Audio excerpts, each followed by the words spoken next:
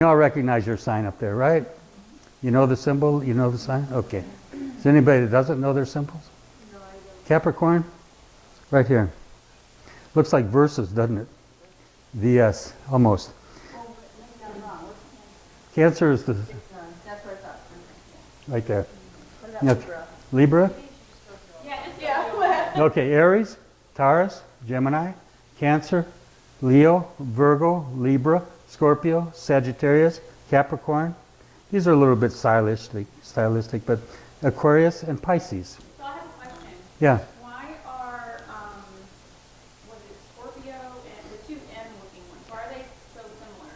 Is there a correlation there? Which one? This one? Two M's. Yeah, this one and this one. Oh, Virgo. Okay. This is Virgo. Mary, Mother of God, Virgin, all that stuff. That's Virgo. And Scorpio's got a little sting on the end. Same. Yeah. Like a scorpion. Like he's sitting right outside of the house. Yeah. You got it. So, it'll bite you. That's all stuff to do with sex and secrets, right? You know it's going to bite you. Okay, so I keep reiterating, it's really not newspaper astrology. And the other parts of the alphabet are the planets, the houses, and aspects. I want to just show you this quickly. This is part of my teachings, but the planets are made up of these three symbols: the circle, crescent, and cross. And they all mean something. Okay, so when you look at a planet and you see the circle dominating the cross, like in Venus, that's the planet of love, right? What's dominating the flesh is the cross. It's your desires, sensual world. It's all that stuff, okay? And this is spirit. Spirit's dominating. If you look at Mars, we use an arrow, but it's a cross on top of a circle, in Mars' case. And Mars is, of course, passion and anger, and it's all that stuff. Mars says to the woman, let's get it on, now, It's urgent. What's more important? Is love important? No. What's important is my senses are satisfied. And Venus speaks back.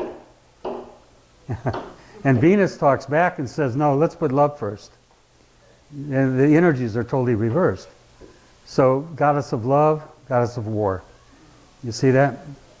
So, anyway, so each of these, the conscious, willful mind is the circle. If you put a dot in it, you have the symbol for the sun. Okay? That means that spirit is centralized, it's focused.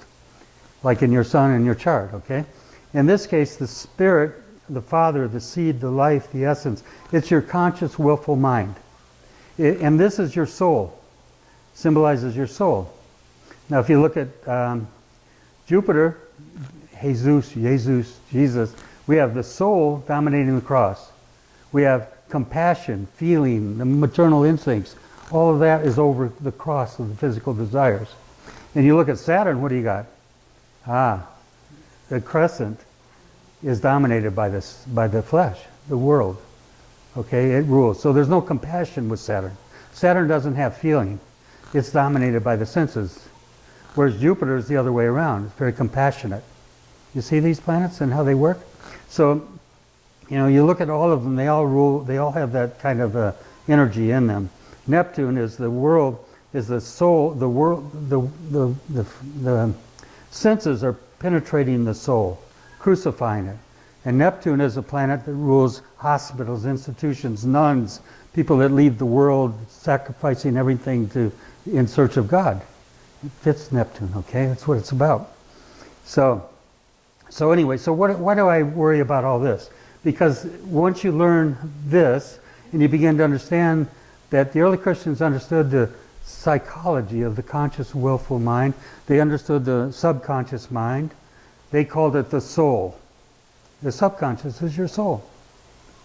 Okay? No matter what you read, all this stuff. Your subconscious is the Holy Ghost. It's holy if it's integrated. The Holy Spirit would be the conscious, willful mind is integrated. It's holy. It's together, united. So if you don't, look at this. This is Mary in the Bible. For there are three that bear witness in heaven, the Father, the Word, and the Holy Ghost. And these three are one. That's like a psychologist saying, there's a conscious mind and there's a subconscious mind. They're not separate, but they're one. Okay, that's the energy. Okay? So, just to carry this over, so what we learn in astrology, and we should learn on ourselves, is what this is about. Mary said, my soul doth magnify, the soul, the subconscious, the Lord, and my spirit rejoiceth in God. Notice she makes a distinction between spirit and soul. So what is the purpose of telling you that? Your goal and your purpose in life is to purify your soul. What does that mean? Seeing you, listen to Scripture, seeing you purified your souls in the disciplining of your spirit, in the unfeigned love of your brethren. How do you purify your soul? By loving others. And it's an unfeigned love. It's not like the salesman says, look, I got a great gift for you if you buy my product. That's not love. But it's somebody that really cares about you. You know, I don't care how much anybody knows, whether it's astrology or anything else, until I know how much they care. Because that's really what's important in life, you know? Anyway, so I'm getting into this a little bit. This is metaphysics, but it all relates back to astrology. And so as you sow into here, you reap it in the physical form. Whether it's physical ailments, if it's negative, or if it's a good, beautiful life like this. You see what I'm saying? What you sow, you reap. All right. I got a little windy on that one, didn't I? So the planets, the signs, and houses in your chart. When I look at a chart, I blend them all together. I missed this. Okay, the fixed house, the houses. The first house in your chart represents your personality, yourself, your I am, okay, your I am expression, your persona. It's called your ascendant or your rising sign. The second house is your self-definition, it's resources. It's the house of communication on the third house. That's particularly lower education things of that nature, communication. Security and family is the fourth house, that's Cancer's house. And Leo's house is self-expression and children. The first child is represented by the fifth house. The others are represented by other houses. Anyway, so your apprenticeship, your aunts, your uncles, this is the sixth house. Contracts and partnerships, like marriage, are the seventh house. So we look to the seventh house to see your marriage, or see if you've had more than one even. I can tell that in a chart usually. Your sex, your death, your investments, all that's eighth house matters. Long journeys over waters and higher education is the ninth house. Your career, Capricorn's house. Okay, rising, climbing to the top, like the goat climbs to the top of the mountain. There's a strong aspiration to be successful with Capricorns. Reputation and peers is the 11th. The 11th house is friends, hopes, and wishes. And the last house is fate, hopes, and dreams. The 12th house is kind of like a karmic house. It's things from your past. This is you now, your persona. This is things behind you. So I can tell from that sometimes what karmic things you're carrying from that past life. Okay? Is this starting to make a little sense, a little bit, maybe? Right. It's not the 12th house, also like incarceration, jobs, right? She's saying, isn't the 12th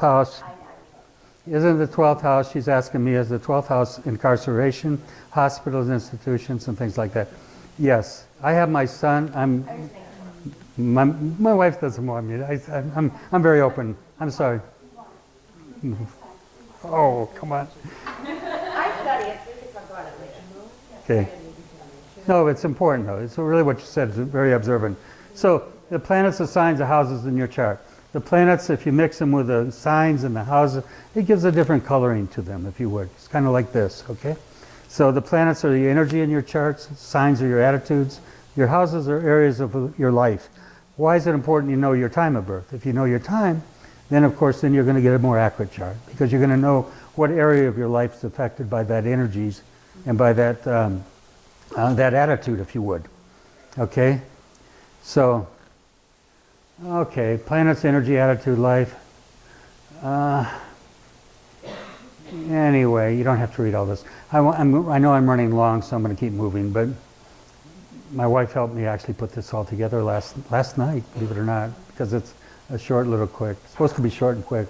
You're doing very good. Keep a Sagittarian down. You try.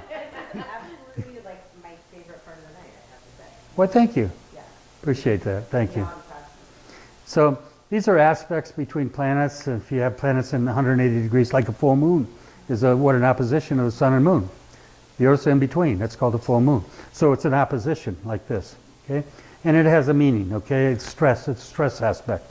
It can be enlightenment as well. A lot of and very enlightened, highly enlightened individuals are born under full moons. We have a couple of them in here, I know that. So, I'm not going to point you out. Okay, so sextile is a good aspect. Okay, trines are good, very good. Grand trines are even better. You get these planets all lined up that way. Squares are stressful. You notice the squares in opposition form aspects of a cross. That's why they're stressful. So there are other aspects, but I'm just giving you a quickie here. There's conjunction, means they're together, and their planets are together. Okay, I'm going to just give you a quick look at this. I put